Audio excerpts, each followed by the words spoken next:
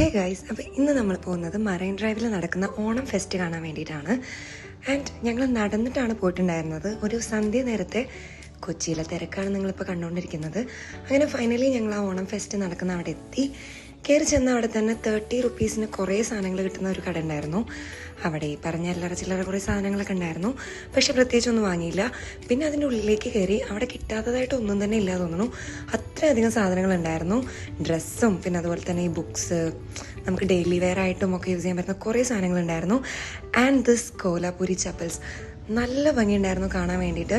അത്യാവശ്യം അഫോർഡബിൾ റേറ്റിലാണ്. ഒരു 600-650 റുപ്പീസൊക്കെയാണ് വരുന്നത്. അത്യാവശ്യം നല്ല ഭംഗിയുണ്ടായിരുന്നു. പക്ഷെ വാങ്ങാൻ പറ്റിയില്ല, വാങ്ങിച്ചില്ല. പിന്നെ ഈ ബാഗ്സ്, അതുപോലെ തന്നെ കമ്മൽ, അങ്ങനെ കുറേ നേരം അവിടുത്തെ കളക്ഷനൊക്കെ നോക്കി നിന്നു. 1-2 സാധനങ്ങളൊക്കെ വാങ്ങിച്ച് ഞങ്ങൾ നേരെ അവിടെ നിന്ന് ഇറങ്ങി.